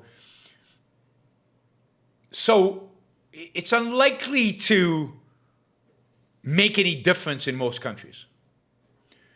What will happen to the countries who have lower tax rates? We have to see. Is Ireland actually going to increase its corporate taxes because of this? Will the Baltic states? Will Georgia? The country, not the state. Now, obviously, the motivation behind this is evil. It's horrible. It's collectivist. It's from the premise that money corporations make is societies, the government's, it's not theirs. And the corporation's ability to choose where they incorporate or where they do business is evil and bad if they do it for tax reasons, which I think it's moral because they're trying to maximize shareholder wealth, which is exactly their goal. So it's definitely motivated by collectivism and central planning, and it's an evil proposition, and it's horrific. Practically, it won't change much. It won't change much.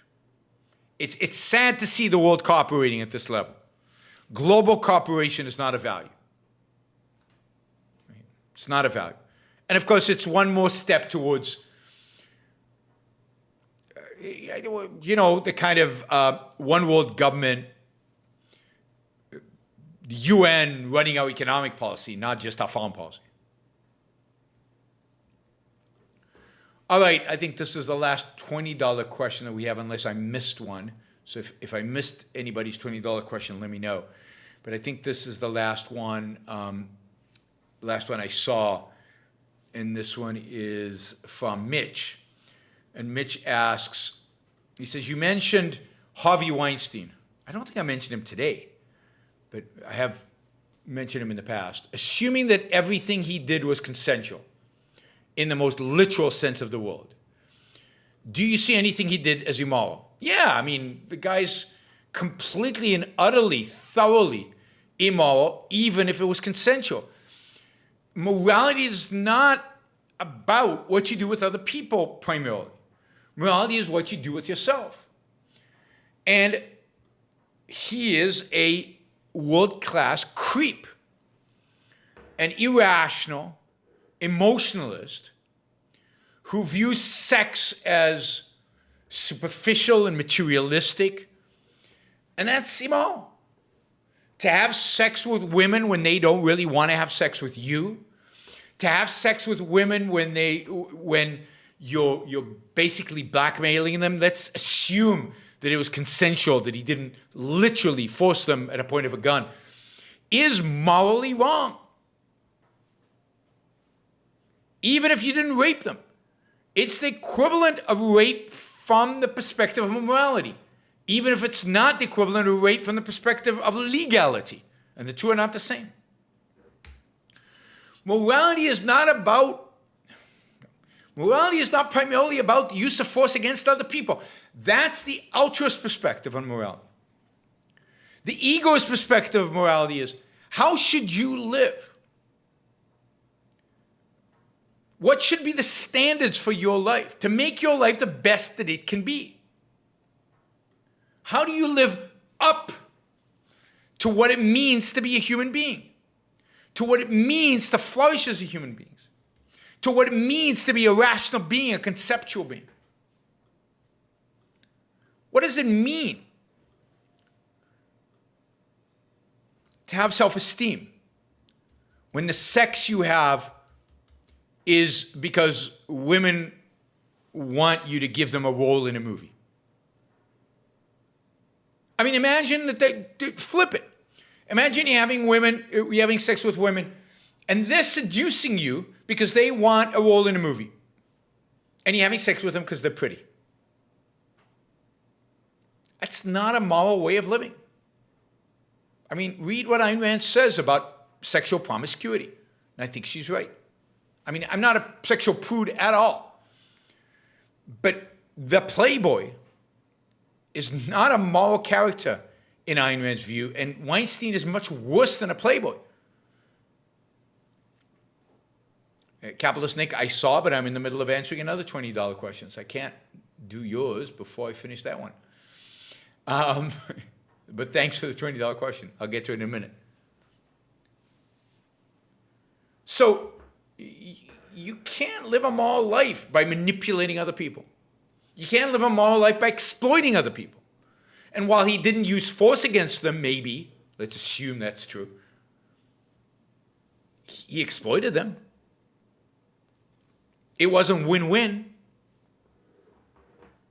Engaging in purposefully in non-win-win transactions is not moral. It's not living up to the highest standards that you could live up to. It's not living up to you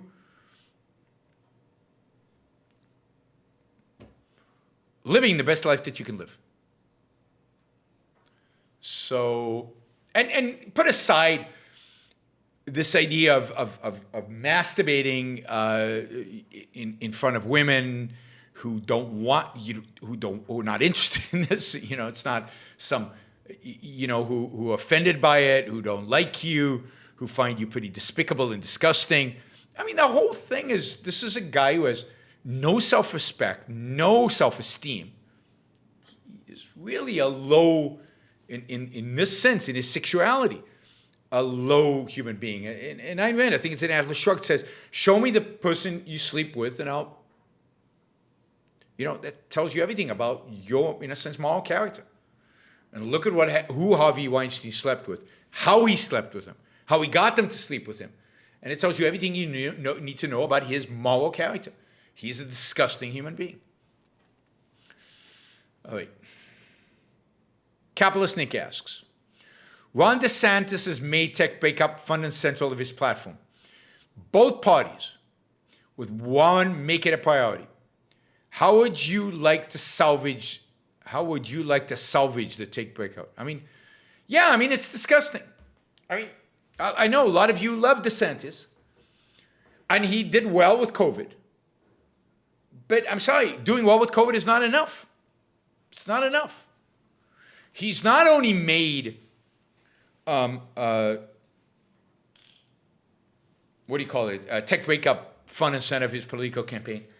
He's also made, silencing speech he doesn't like a major part of the way he governs. A court just overruled one of these new Florida laws that significantly restricts what you can, I can't remember if it's the one deplatforms politicians or something, that social media can't deplatform a politician.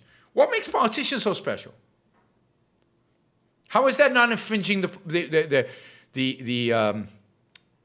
freedom of speech and property rights of the social media companies?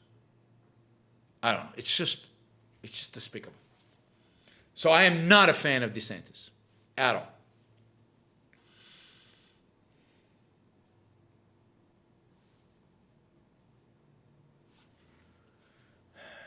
He's a fighter for, for Hungary or Poland. He's not a fighter for America. We need fighters for America. We don't just need fighters, fill in the blank. It's disgusting. We don't need people who are just fighting the left. We need people who are fighting for what America is. We need real fighters. And real fighters need to know what they're fighting for. And that's my 4th of July show. They need to be fighters for America. And to fight for America is very different than to fight against the Democrats. It's not the same thing. Because what you might bring about is just as bad, if not worse, than what the Democrats would bring about. I saw that AOC wants to take away your firm energy, my island's energy supply. Yes, she does. Alex Epstein is fighting back. That's fighting. See, Alex Epstein is fighting back. DeSantis is not fighting back. Alex Epstein is fighting back. Yes, he is. How will your Reno ever end if you have rolling back blackouts? How was my renovation ever end? We have a generator in the building. So I know where I am. I know where I live. I am prepared for the worst. I have a massive diesel generator that provides electricity for this 10-story, 4 condos in each story, something like that, about 40 condos, 38, I think. 37, 36 condos in the building. And that's how I deal with the rollouts. But good for Alex. If you haven't seen Alex Epstein's video where he confronts AOC on Puerto Rico and issues related to energy in Puerto Rico, you should see it. It's on his channel. Search him on Twitter. I seen a fabric green screen that folds small and flat and clips the back of chairs. Then I seen a small phone holder perfect for on-go videos. Yes, that all exists. But the problem is that doing streaming on a video to YouTube is on a phone over wireless connection is not stable. It's filled with problems. So the scenery doesn't. I've done it at hotels. The problem is that Wi-Fi, most hotels today have Wi-Fi. They don't have wired internet. And just the Wi-Fi internet is unstable. I never get a good signal. Even when the bandwidth is strong, it's just not stable.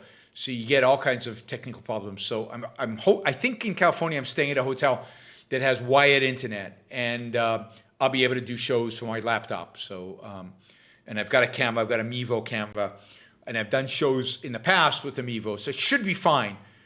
But every time you move hotels, every time you go somewhere else, it's a challenge. And then I'm going to be for a weekend, for 5 days in South Dakota, and I'm not sure if the hotel there has wired internet or not. I'll have to try to do it on Wi-Fi. And if you do it on Wi-Fi, it's a challenge. It's a challenge. Will civilization end with a whimper or a bang? A whimper, I think. A whimper, I think. Civilization usually ends with a whimper. Slowly. I mean, we're heading towards slow economic growth. We're heading towards stagnation. Stagnation might lead to negative economic growth. I don't see collapse of Western civilization happening all at once. It's a slow degradation. We're seeing it already, culturally. What do you make of Bill Cosby charges being dropped and being released from prison?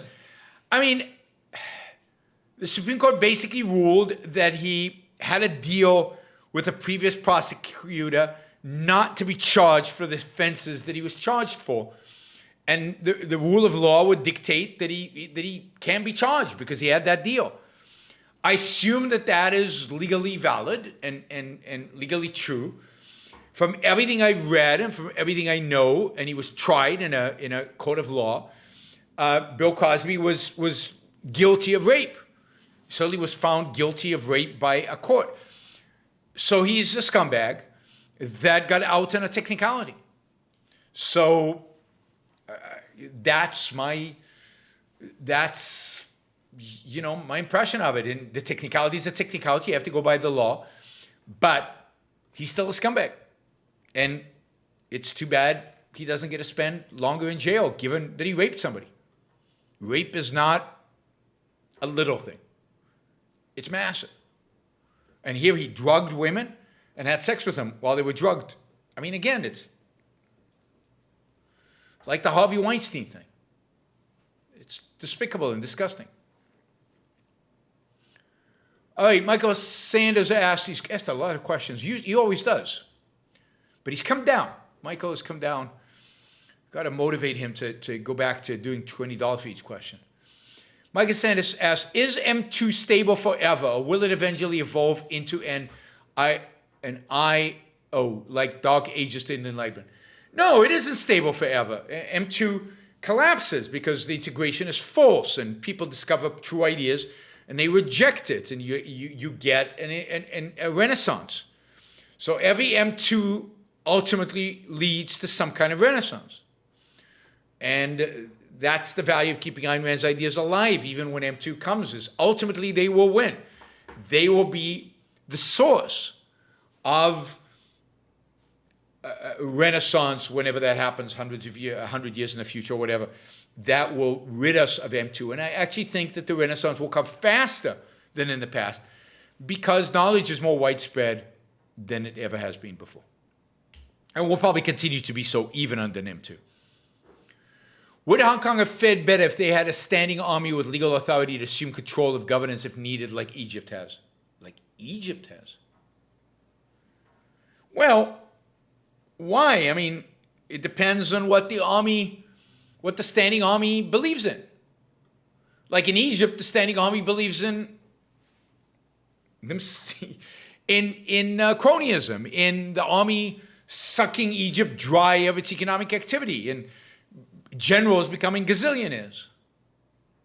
The Egyptian model is not a good model. The fact that they got rid of the Islamists is good, but the fact that they instituted kleptocracy is not good. Kleptocracy run by generals. So I'm not sure Hong Kong would be saved if the army, for example, was corrupted by China, or if the army had to fight the Chinese. So no, I don't think that's a solution. At the end of the day, the only solution is ideas or guns, and they're too small and too weak to fight against China. Michael asks, an objectivist I spoke with said, I don't think people are good enough today to recognize value. So they'll never get what you deserve, You'll never get what you deserve. This seems defeatist, but I think he's right. There's a sense in which he's right, but you can get a lot of what you deserve. You can fight for what you deserve. You can be successful in this world. There are better people in this world. There are enough good people that you can find friends. You can engage in commerce. You can achieve things at work. It's too defeatist in a sense of your life. It might be true in the sense of society's doomed right now. There's nothing we can do to change it. But does that mean your life is doomed? No. You're not going to live as good of a life as you would in a free, objectivist, friendly society. That's true. But you can still live a good life. Is Israeli culture healthier and more rational than American culture in a lot of ways? They just get the politics wrong. No, Israeli culture is not healthier than American culture. It's sicker. I mean, it's more tribal, more collectivist. It's, there's certain good things about the Israeli culture. It's entrepreneurial. The elements that are individualistic when it comes to business and things like that, but then they're very tribal when it comes to pretty much anything else. The politics is completely messed up. They don't stand up for themselves really in the face of their enemies. So no, I don't think Israel's culture is better than the United States. Whoops, what did I just do? Undo typing. Okay, Isaac asks, leftists might say Hong Kong's growth was enabled by investment from the West, capital which was incurred by slavery. How did capital form in the West? Well, first, it's not because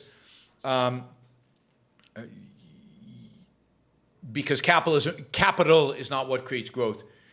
It's entrepreneurship that creates growth. It's these poor people being entrepreneurs and creating businesses and building stuff. Capital in the West was created, for the most part, through innovation, through entrepreneurship, through business creation. The slave trade was very profitable for some people, but it also was a huge resource suck. All those ships could have been carrying goods and services. All those sailors could have been producing something. Instead of cotton farms in the South, they could have been building factories and been creating and building more. So the South was poor, significantly poorer than the North, because it was a slavery-based society versus an industrial society. Slavery is an economic negative, not an economic positive. It's bizarre. Capital formed in the West from production. From production. It wasn't stolen, it wasn't taken, it was produced. Steam engines, factories, ideas, innovations. All right, Brian asks, I recently discovered options trading and quadrupled my money on my first call. Realistically, how long would you give me until I'm living under a bridge and begging for change?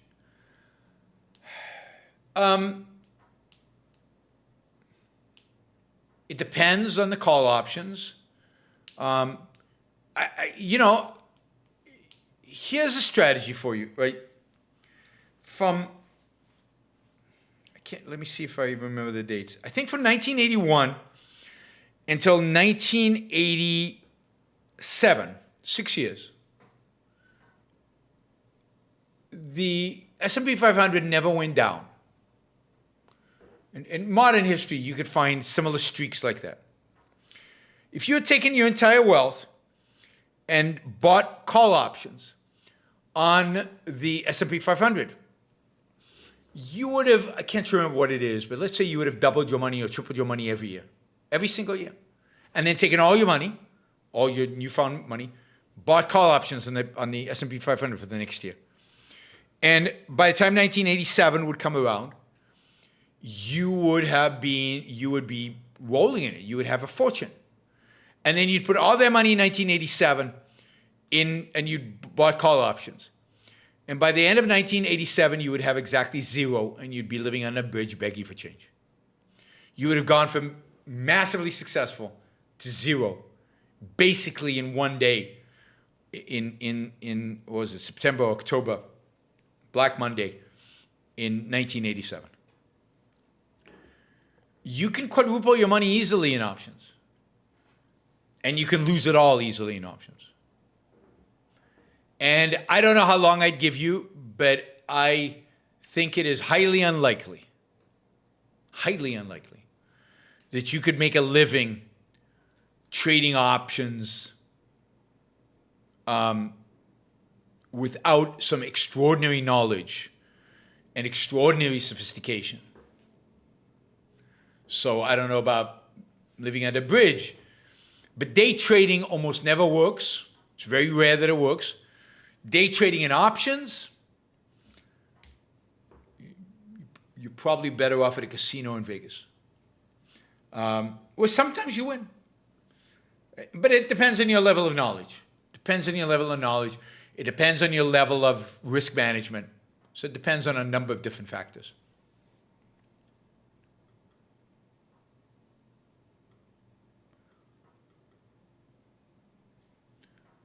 All right.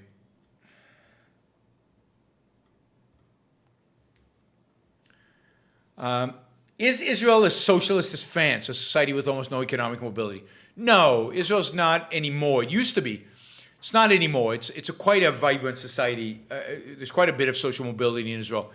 It is a society based on merit. It's still too socialist, but it's much, much less socialist than it used to be. And I think probably, in some ways at least, less socialist than France, particularly in sectors like tech, where it's very, lot of mobility, a lot of economic mobility. Charlie says you should stream it on the channel and make a post-debate show for juicy super chats. I'll do a post-debate show probably. I won't stream it on the channel because it's his show, but I will do a post-debate show. Michael asked, why does everyone from New York hate LA? It's just such a completely different culture. LA is laid back, casual, no hurry, stuck in traffic. New York is push, push, push, push, push, drive. Get stuff done. It's a completely different culture, and they resent the laid back attitude, and also they resent the sunshine. LA is just a beautiful, from a weather perspective, one of the best places on planet Earth to live in. What do you think of the reimagined Battlestar Galactica from 2004? Oh my God. I thought it was a great show for about 2 seasons, and then every season after that was worse, and it had the worst ending of any show in all of human history. But it was inevitable by that point because every season got more mystical, and it had to embrace mysticism in order to solve all the unsolved puzzles that it had created beforehand. So just a great show in terms of potential, completely missed because I don't know what it is about the writers, because they opened up too many plot lines that they couldn't close without reverting to mysticism, and that's what they had to do. Michael asks, if roads are completely private, would the police have the right to arrest drunk drivers, or would roads have their own private security? I think there'd be both. There would definitely be private security on the roads, some roads anyway, where there was chosen. But I think there would also be police. There would have to be an agreement. There would have to be established in law that the police can use the roads for legitimate police purposes. And part of that is the kind of behavior drunk drivers have. And but police would have to have access to those private roads. They would have to be able to drive on them to get to crime scenes and so on. So there'd have to be some arrangement where the private owner couldn't exclude police from it if they had a legitimate purpose. I mean, there would be all kinds of laws related to roads because roads provide access, and access is an interesting concept in property rights. And you can't, for example, just ban access There's whole regimes in common law about what happens if somebody buys all the land surrounding you. Do they have to provide you with access to your property in the middle? Yes, for example. So there's a whole body of law that would have to be passed in terms of how private roads would work exactly. And I don't have the answers to all the questions that are raised, but I'm sure they are rational answers. Micah Sanders, did you ever consider moving to Hong Kong instead of PR? No, because in Hong Kong, I would still have to pay the same federal taxes I would in California. PR, I don't pay federal taxes. It's a big break. It's a big difference. Plus, unless I gave up my U.S. citizenship, which I was not ready to do. And while I love Hong Kong, I don't think it was quite the place that I would want to live in. And partially because it was too hot and humid, much hotter and more humid than Puerto Rico. I noticed Anka only, again, Michael, I noticed Anka only speaks to the converted. Well, I don't even like that. I mean, are you guys converted? Converted to what? Does that mean you don't have anything to learn? Does that mean some of you are not really beginners and are learning and studying? And I don't like the whole preaching to the converted or speaking to the converted, because I don't view it as that. Objectivism is a lifelong pursuit. Is that a philosophy that you have to constantly think about, you have to constantly integrate, and Anka is great at helping us all do that. And I think that's a crucial function, and I think it would be really hard for all of you to progress in your studies and integration of objectivism into your life without people like Anka. Is there any way we can get him to start doing debates? What would be the purpose in the sense of, I think he would do debates. I think, but what is the point of a debate? The point of the debate is to score points with the audience. And for that, I think you have to have a strong stage presence. It's not about how smart you are. It's not about how knowledgeable you are. Anka, for example, is smarter, more knowledgeable of objectivism than I am. But I think I do debates better, not because the points I make are better, his points would be better, but because I have a better stage presence. I cause people to look and to think and to investigate. So we all have our division of labor. By the way, I'm all for Anka doing debates. I think it'd be great. But I'm just saying, for example, he's much better at teaching all of us philosophy and then letting me do debates, because I'm not that good at teaching you all philosophy. I can teach you certain practical aspects of it, and that's what I try to do, but core philosophy is not what I do. An argument, taxes are not forced, is an example of anti-conceptual mentality. Would you agree? Yes, it's an argument that can't see beyond the concrete, that can't think in any kind of abstraction. So absolutely. Michael asks, is considering your life successful unique to every individual? What I might view as being successful in my life, others would scoff at. I don't think they would scoff at it, but they wouldn't necessarily view it as successful. I think you have to define what your success is. Others can't do it for you, and you shouldn't be comparing yourself to others. They have different ability, they have different interests, they have different skills. So your success is by your standards, by the standards of your life, your values.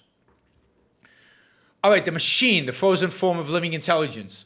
Beautiful quote. I'll try to bring every show from Capitalism, Not an Ideal. Excellent. Stefan, how do you celebrate the 4th of July? I read the Declaration of Independence on my porch first thing in the morning. That's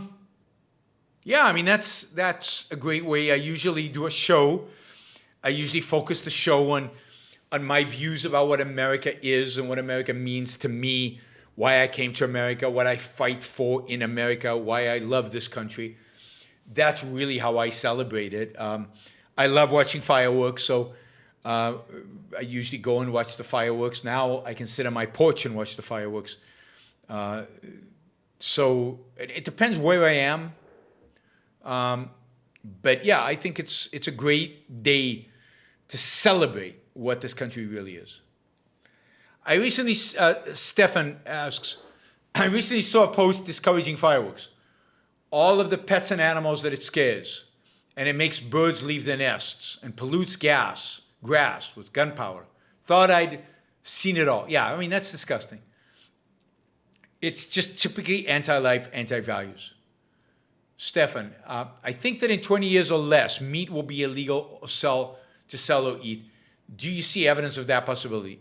Yeah, there's certainly evidence.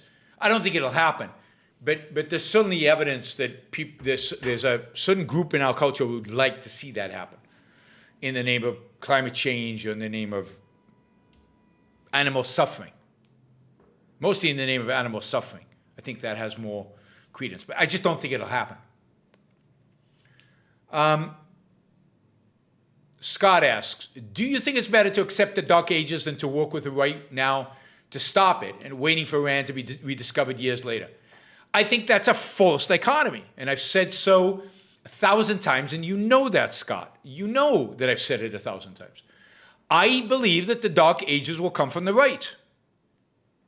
I've said it again, over and over and over again.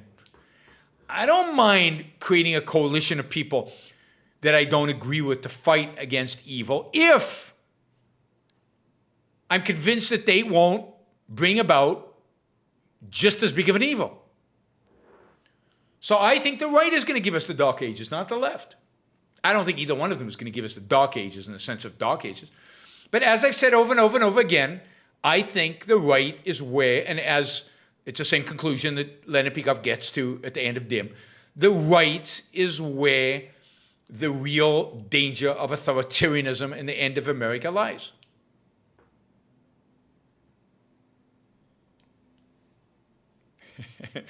Oh, Thomas Schubottom, you better not don't start with me.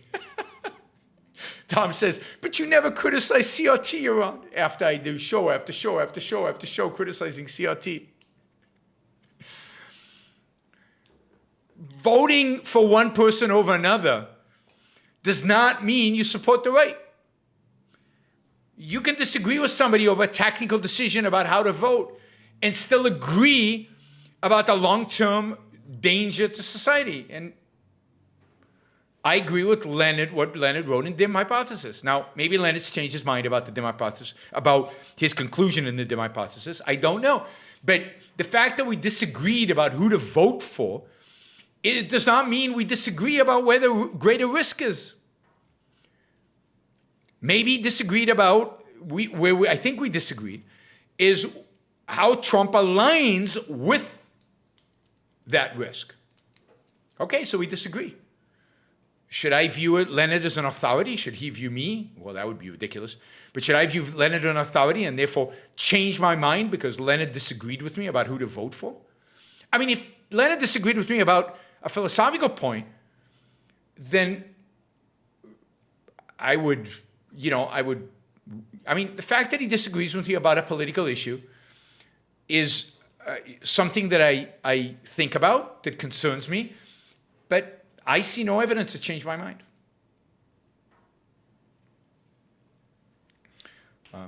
And Leonard was the one who taught me to sometimes you have to vote Democrats, right? Leonard and I both voted for John Kerry in 2004, and Leonard voted for Bill Clinton in 1992, and I don't know if he voted for him again in 96. So, Leonard did this, Leonard said that. When it comes to politics, it's important, it's valid, it's an argument, but it's not the end. Yeah. Maybe Leonard evolved and I did not. That is possible. So you have to make your decision. But my view, not Leonard Peikoff's view, my view is that long-term, Donald Trump was a greater threat to this country than Joe Biden. That was my view. You don't have to agree with it. You don't have to accept it. Certainly Leonard Peikoff doesn't have to agree with it, and he didn't. And that's okay. But I still fear, even with CRT, for all the reasons I've given you over 6 years now, I still fear the right more than I do the left. I still fear Josh Hawley more than I fear AOC. Because I don't think AOC will ever get her program done. I think Josh Hawley will. All right. I don't think America will ever become socialist, communist, CRT-ist, but I do think it could become fascist. I do not like DeSantis. I mentioned that earlier on the show. I don't like DeSantis. He's he wants to break up tech companies. He's anti-tech and he's anti-free speech. Dems control all three branches because of Trump, not because of me. I didn't vote in the Georgia election. Trump lost the Georgia election and handed the Senate to the Democrats. Trump ran for president and lost, not because of me. Under Trump, 2.5 years ago, Republicans lost their majority in the House. Not me. Trump lost it. Trump is a loser. Aren't you happy that Trump didn't get 4 more years to decimate the Republican Party and give the Democrats even bigger majorities in the House, Senate, and everywhere else? It's Trump who lost the Senate and the House, not me. And yet you love Trump, in spite of the fact that he is a loser, technically, officially, and not just the presidency. Everything he touched, he lost. And after his performance with COVID, excuse me, but God, how you can still admire him. I just don't get it. I just don't get it. All right, everybody. I don't know, why do we have to end on Trump? God, I hate that topic. All right. Again, tomorrow, we'll be talking about everything related to COVID, vaccines, ivermectin, whatever, you know, the drug, the anti-parasite drug, and everything else. And on Tuesday night, we're going to be talking about parenting. So tomorrow, COVID, Sunday, July 4th, and Tuesday, parenting. All right? Thanks, guys. Thanks for all the super chatters. We made it to above $500. That is fantastic. Thank you for all the regular supporters of the show. If you like the show, don't forget to press the like button, the thumbs up, and don't forget to subscribe if you're not a subscriber already. That would be great if you subscribed. And of course, if you want to support the show, you can do it at YaronBrookShow.com/support, Patreon, Subscribestar, and Locals. And I will talk to you all tomorrow, 3 p.m. It's coming up. Henry Paul, thank you. Really appreciate all the support from Peru.